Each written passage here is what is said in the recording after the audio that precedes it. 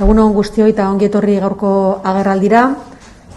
Aurreratu genizuen bezala gaurkoan soziometroaren berri emango dizuegu. Badakizu aldiro egiten ditugula horrelako soziometroak eta oraingo honetan udazkenekoa azalduko dizuet. Datu asko dago, saiatu gea garrantzitsuenak hartzen eta horiek azpimarratuko ditute gaurkoan.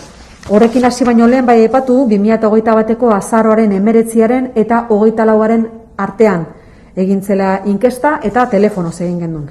1200 Gipuzkoarrei egin zitzaien inkesta, 340 Donostialdean, 280 Bidasoa Oarsoaldean, 280 Orian eta 300 Deba Urolan. Beti bezala, herri, adin eta sexuaren arabera estratifikatutako inkesta da hau.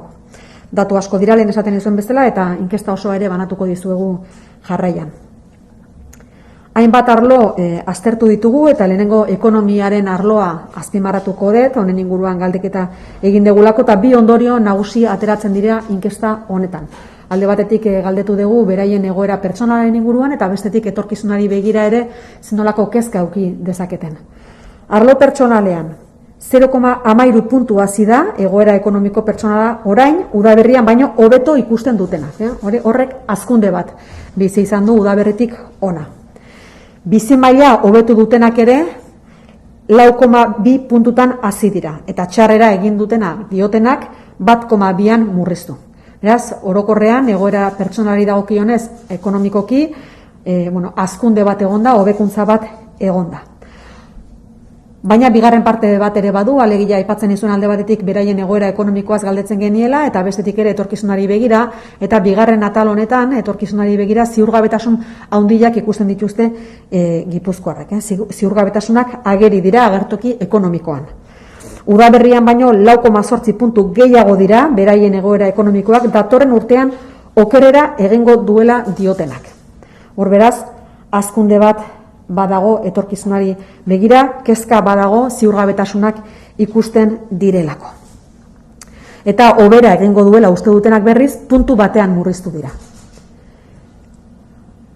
Hainbat gairen inguruan ere, Gipuzkoarrei galdetu diegu, 6 gaien inguruan galdetu diegu zehazki, beraien berrespena edo ez ezagutzeko, 6 gai hauek dira herritarren kezkak, zeintzuk diran, tiket bai, bidesariak, adinekoei ematen zaien arreta, COVID-19 eta azkenik etorkizuna eraikiz. 6 gai hauek, puntuz puntu jungo naiz jorratzen, lehenengoa beraz herritarren kezkak izango lirateke, eta kezka nagusia lehen postuan ageri dena da, hain justu langabezia eta enplegua bultzatzea.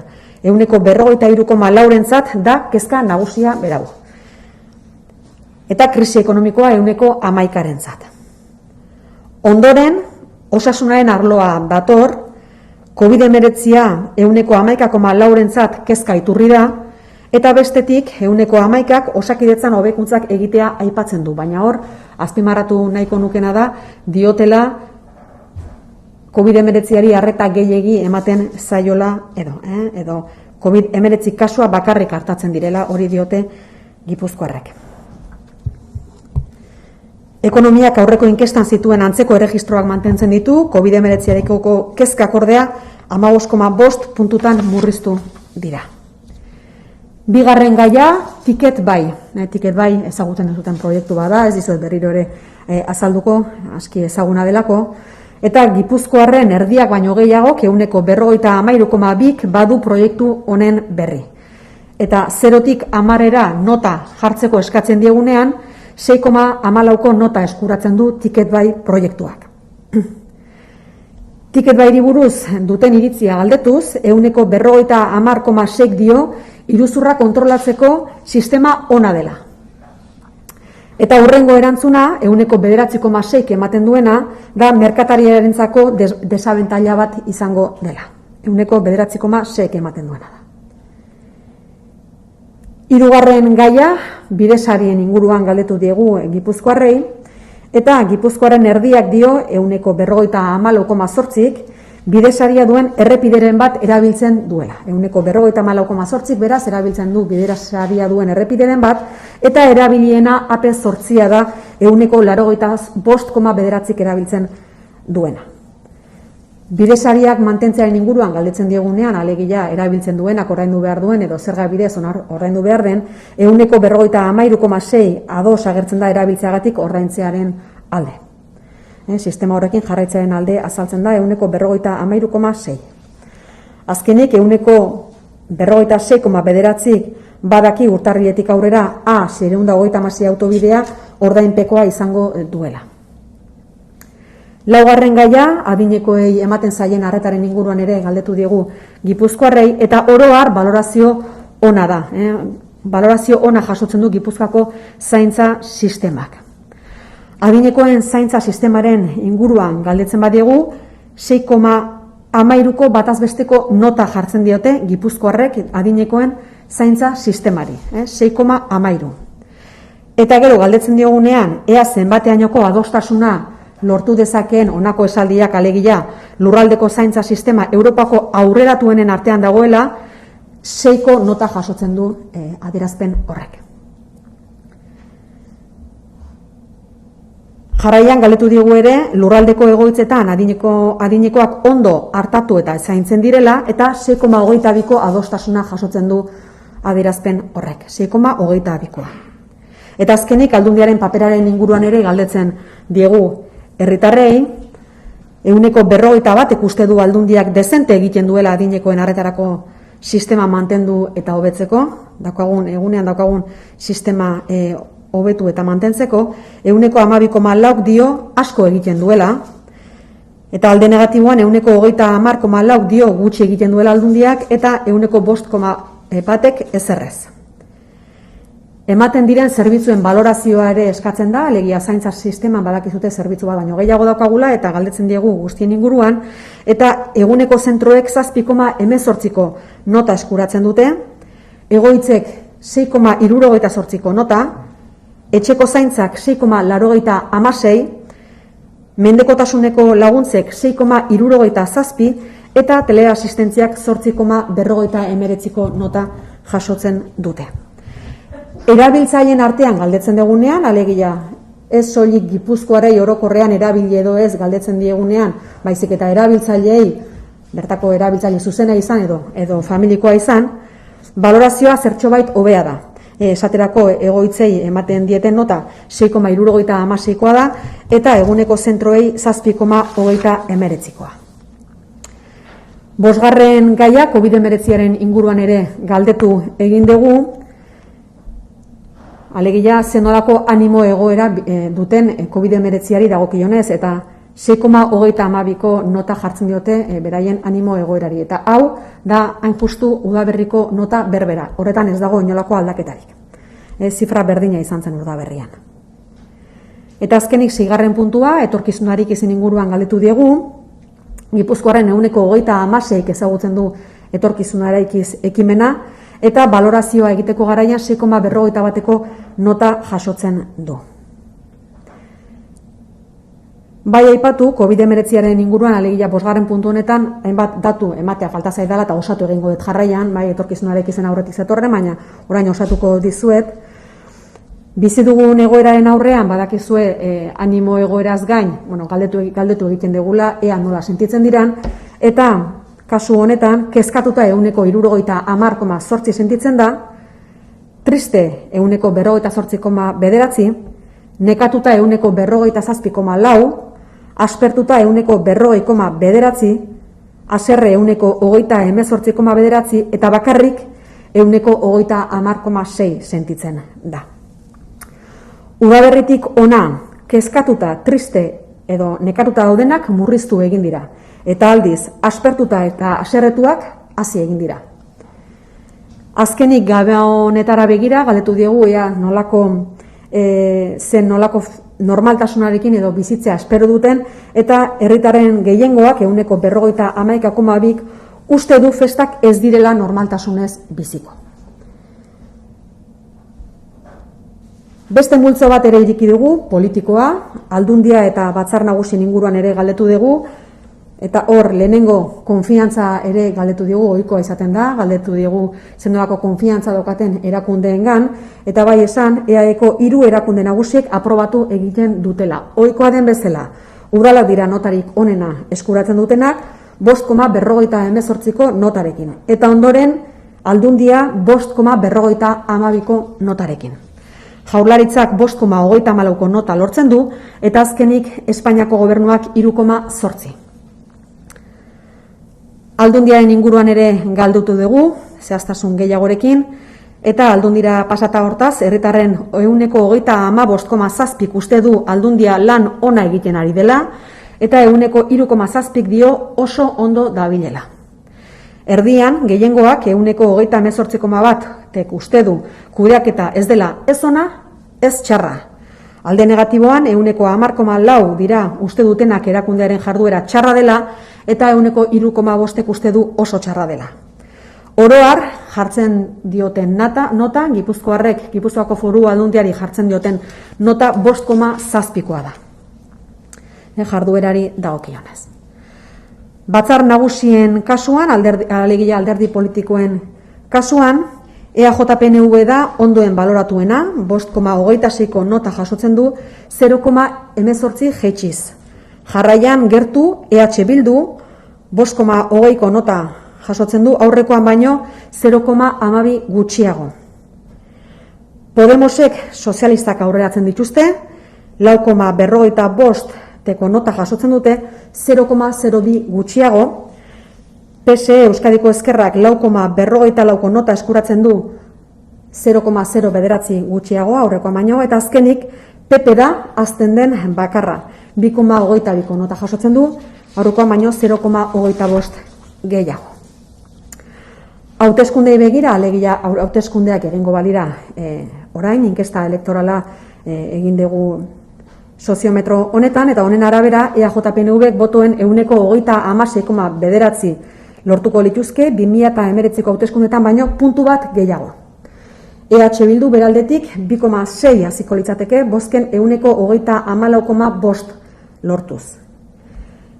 PSE Euskadiko Ezkerra litzateke hirugarren indarra, botoen 15,2rekin, 2019an baino 2,1 gutxiago. Elkarrekin Podemosek botoen 8 lortuko lituzke, 1 galduz, eta Alderdi Popularrak botoen 4,8, 0,8 gutxiago, eta Vox alderdiak 1. Eserleku kopuruetara eraman da, EAJ-PNVek eserleku 1 gehiago lortuko luke, EH Bilduk 2 irabaziko lituzke, PSE Euskadiko Ezkerrak ordezkari 1 galduko luke, eta Elkarrekin Podemosek 2 galduko lituzke. Azkenik, PPek egun duena mantenduko luke, eta Voxek ez luke ordezkaritzarik lortuko. Hau beraz soziometroa, hauek dira emaitza nagusiak eta ondorioak ere azpimarratu nahi dituzke, alegia Gipuzkoako Foru Aldundiak egiten duen irakurketa inkesta honen inguruan, eta 3 dira ondorio nagusiak edo 3 ideia dira gaurkoan nabarmendu nahiko nituzkenak. Alde batetik, Gipuzkoako zaintza sistema jasotzen duen onespena benetan berri pozgarria da Gipuzkoako Foru Aldundiarentzat. Sistema osatzen duten profesionalen lana ezbaian jartzen da behin eta berriz, eta honekin adierazten da Gipuzkoarrek babes osoa ematen diotela zaintza sistemari, eta guretzako benetan poz iturri da. Eta gainera babes hori zerbitzu guztietara edo edatzen dela, ez bakarrik adinekoen egoitzetara. Hortaz, esan dezakegu, eta guk askotan esaten dugu, baina harro sentitzen dira Gipuzkoarrak daukagun zaintza sistemaz, eta herritarrak jakitun dira horretaz. Beraz, harro egoteko moduan gaude danok. Bigarren puntua, bigarren ondorioa gaurkoan azpimarratu nahi nukena. Pandemiak kezka iturri izaten jarraitzen duela Gipuzkoarentzat, naiz eta presentzia galtzen joan dan kezka nagusien artean. Hala eta guztiz ere, bigarren tokian jarraitzen du egoten. Gainera, 10 Gipuzkoarretatik 7 kezkatuta ageri da honen aurrean. Eta honen inguruan, ohiko mezua azpimarratu nahi nuke, alegia erne egoten jarraitu behar degula, babes neurriak mantentzen jarraitu behar degula, eta hori dela injustu egin dezakegun ekarpenik handiena. Geure burua zaindu, ingurukoak ere zaintzeko. Eta 3. ondorioa, azpimarratu nahi nukena, alor ekonomikoarena, herritarrek, Gipuzkoako Foru Aldundiak duen kezka bera du, alegia gaur egun egoera ekonomikoak hobera egin du, baina ziurgabetasun handiak dituzte etorkizunari begira, Gipuzkoako Foru Aldundiak duen bezalaxe, eta beraz erne jarraitu behar dugu eta etorkizunari begira prestatzen jarraitu. Gure tresna nagusia dakizuen bezala etorkizuna eraikiz da, alegia etorkizunari begira egin dezakegun ekarpenik handiena, dauzkagun ziurgabetasunaren aurrean, eta beraz Gipuzkoarrek ere gure gogoeta bera egiten dute, alegia egoerako bera egin duela, baina ziurgabetasun handia daudela eta beraz prestatu egin behar dugu honi etorkizunari dagokionez. Laburpen txiki bat egingo jarraian gazteleraz. Como saben, solemos realizar un sociómetro en la Diputación Foral de Guipúzcoa de forma periódica. Este sería el sociómetro de Guipúzcoa de otoño, que se ha realizado entre el 19 y el 24 de noviembre de 2021 por teléfono. Se ha entrevistado a 1.200 personas. Es una muestra aleatoria estratificada por localidad, edad y sexo. Y el informe completo está disponible en la página web de la Diputación Foral de Guipúzcoa. Voy a señalar lo que consideramos más importante. En relación al sistema de cuidados, la valoración es de un 6,13, es la nota que le dan los guipuzcoanos al sistema de cuidados de Guipúzcoa. Cuando se le pregunta si están de acuerdo con que tenemos uno de los sistemas más avanzados de Europa, la nota que se le da a esta frase sería de un 6, por tanto el consenso es importante al respecto. Y cuando se les pregunta si en las residencias se cuida bien a las personas mayores, la nota es de un 6,22. Cuando preguntamos sobre la labor que realiza la Diputación Foral de Guipúzcoa para mantener y mejorar el sistema de atención de cuidados, el 41% considera que la Diputación hace bastante para mejorar y mantener el sistema de atención a las personas mayores, el 12,4% dice que hace mucho, y en el lado negativo el 30,4% dice que hace poco y el 5,1% considera que nada. En relación a la valoración de los servicios que se prestan, los centros de día obtienen una nota de 7,18, las residencias 6,68, cuidados domiciliarios 6,96, las ayudas de dependencia 6,67 y la teleasistencia un 8,59. Entre las personas usuarias directas o familiares, la valoración es mejor, es algo mejor. Por ejemplo, las residencias obtienen una nota de 6,77 y los centros de día 7,39. Por tanto, tenemos un buen sistema de cuidados del que sentir orgullo y la ciudadanía es consciente de ello. Es la conclusión principal que extraemos. En relación a la economía y las preocupaciones ciudadanas, ahí hacemos varias preguntas en el aspecto personal y también en relación al futuro. En el aspecto personal, las conclusiones principales que extraemos es que la situación económica ha mejorado ligeramente y esa percepción crece en un 0,13 puntos. 4,2 puntos incrementa quienes consideran que su nivel de vida ha mejorado y, sin embargo, de cara al futuro, de cara al escenario económico del futuro, son 4,8% puntos más que en primavera quienes afirman que su situación económica empeorará el año que viene. Esa es la percepción sobre la economía y preocupación en relación a su situación económica. En relación al resto de preocupaciones ciudadanas en general, decir que la principal es el impulso al paro y al empleo, que obtiene el 43,4% de los votos, digamos. Y la conclusión que extrae la Diputación Foral de Guipúzcoa es que, como decíamos anteriormente, que la economía ha mejorado, es la percepción que tiene la ciudadanía de Guipúzcoa, que la situación personal, la situación económica ha mejorado, pero que, sin embargo, las dudas que hay en relación al futuro son importantes y, por tanto, tenemos que prepararnos de cara al futuro. Y es una reflexión compartida también por la Diputación Foral de Guipúzcoa, que hace la misma consideración y, de hecho, una de las herramientas que pone en marcha precisamente de cara al futuro para encararlo mejor es etorkizuna eraikiz. Hacemos preguntas también en relación a muchas cuestiones, las he detallado todas en euskera, voy a hacer un resumen de las principales en castellano. Hemos preguntado en relación a Ticket Buy, el 53,2% de la ciudadanía conoce el proyecto, la nota que le conceden es del 6,14%. La principal conclusión es que el 50,6% de las personas encuestadas considera que el sistema contribuirá a luchar contra el fraude y la siguiente respuesta, el 9,6%, considera que supondrá una desventaja para la persona comerciante.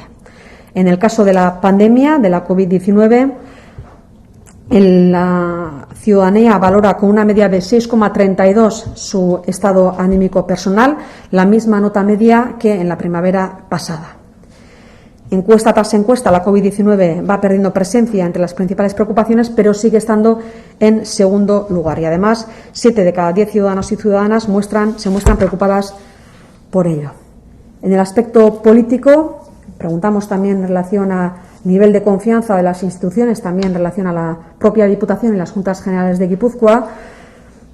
La confianza que depositan en las instituciones, las 3 principales instituciones vascas obtienen el aprobado, los ayuntamientos son los que obtienen la mejor nota, 5,58, seguidos de la Diputación con un 5,52 y el Gobierno obtiene una nota del 5,34. Por último, el Gobierno español obtiene una nota de 3,8. Poniendo el foco ya en la propia Diputación, el 35,7% considera que la Diputación está haciendo un buen trabajo, mientras que el 3,7% afirma que funciona muy bien. Y la mayoría, el 38,1%, considera que la gestión no es ni buena ni mala. Y en el lado negativo son un 10,4% quienes consideran que la actividad de la institución es mala y un 3,5% muy mala. Cuando se les pide una nota con respecto a la actividad de la Diputación Foral de Guipúzcoa, la nota que se concede a la Diputación es de 5,7 puntos.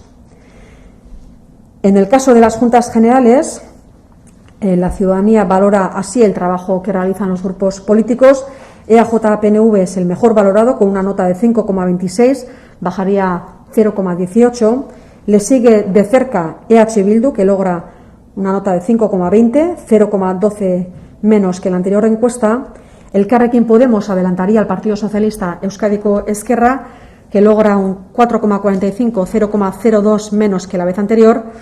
Y finalmente la formación socialista obtiene una nota de 4,44, 0,09 menos que en primavera, y el Partido Popular es el único que crece a lograr una nota de 2,22, 0,25 puntos más que la vez anterior. Para finalizar también, como es habitual, se recoge una encuesta electoral. Según este estudio, EAJ-PNV obtendría el 36,9% de los votos, un punto más que en las elecciones de 2019. EH Bildu, por su parte, crecería 2,6 puntos, con el 34,5% de los votos. El Partido Socialista sería la tercera fuerza, con 15,2% de los votos, 2,1 puntos menos que en 2019. Elkarrekin Podemos obtendría el 8% de los votos, perdiendo un punto, y finalmente el Partido Popular obtendría el 4,8% de los votos, 0,8 menos que la vez anterior, y Vox el 1%. Si lo trasladamos a escaños, en Juntas Generales, EAJ-PNV obtendría un escaño más, EH Bildu ganaría 2, el Partido Socialista perdería un representante y el Elkarrekin Podemos perdería 2. Finalmente, el PP mantendría el actual escaño, mientras que Vox no obtendría representación.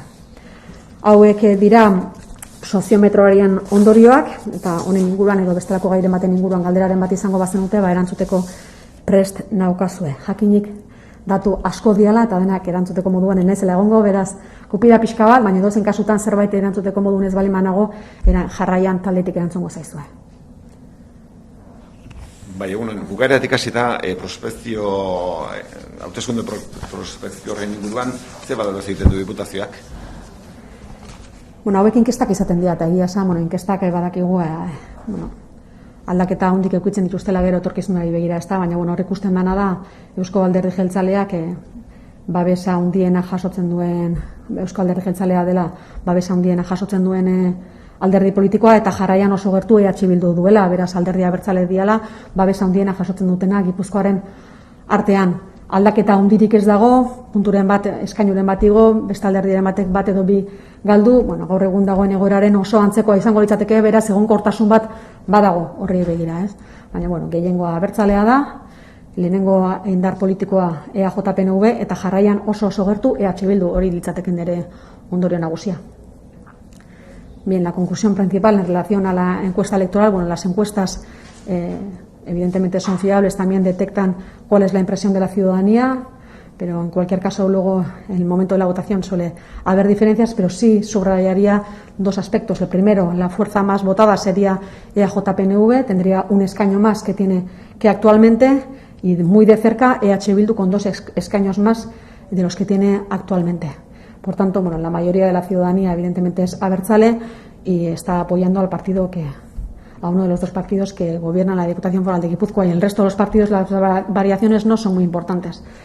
Una pérdida de un escaño para el Partido Socialista, 2 para el Carrequín Podemos, que luego se van distribuyendo. Bueno, yo considero que es más o menos similar a lo que tenemos ahora y que apoya a los partidos que están gobernando en este momento.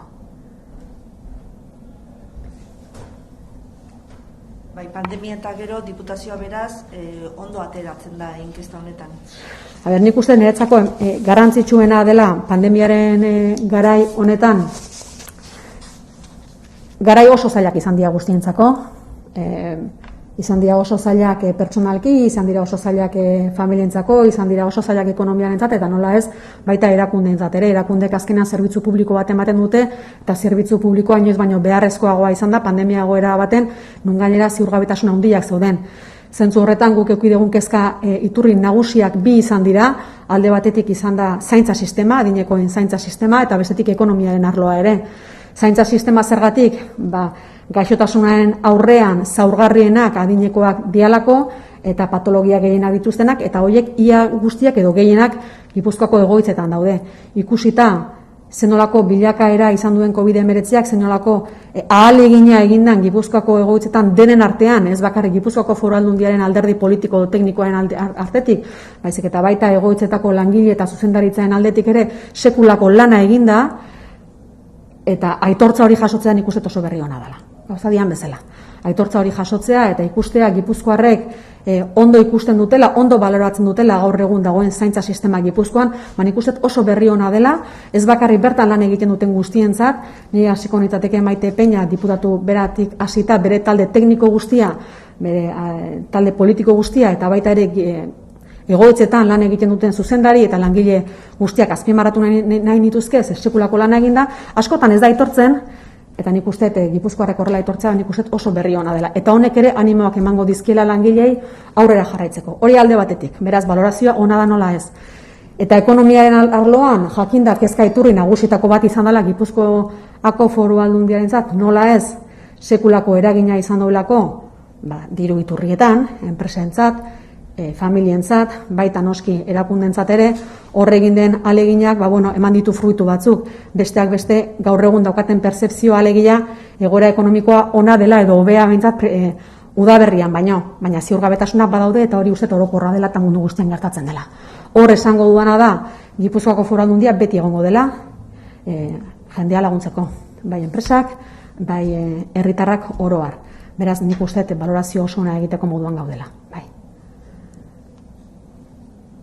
Baina lan asko daukagula oraindik egiteko, hau ez da bukatu.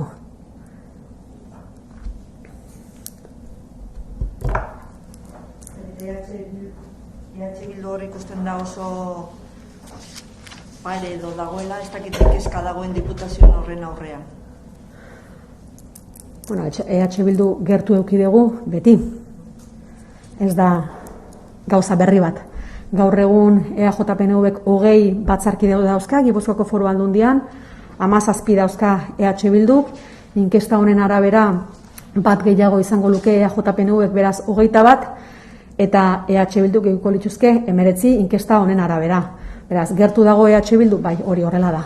Herritarrek erabaki behar dute nork nahi duen agintea eskuratzea.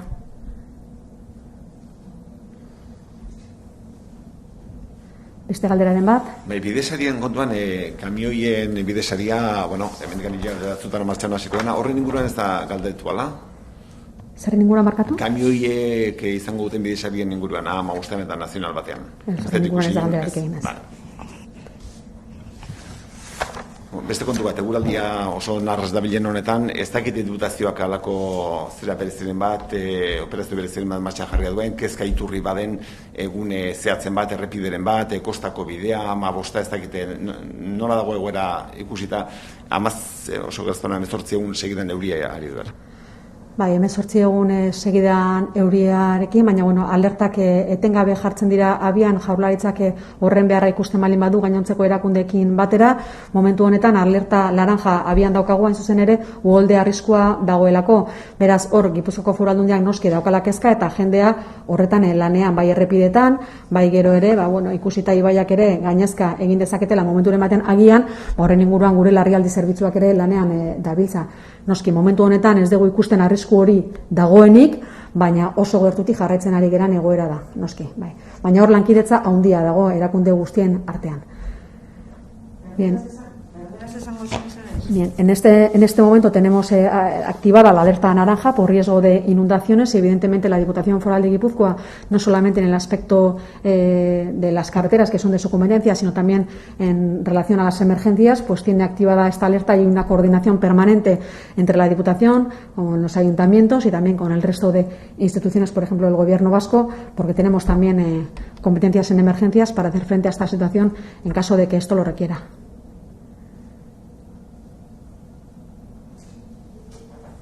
Beste galderarik ez balego, amaitutzat emango genuke. Eskerrik asko guztioi, eta bueno, nahi zen.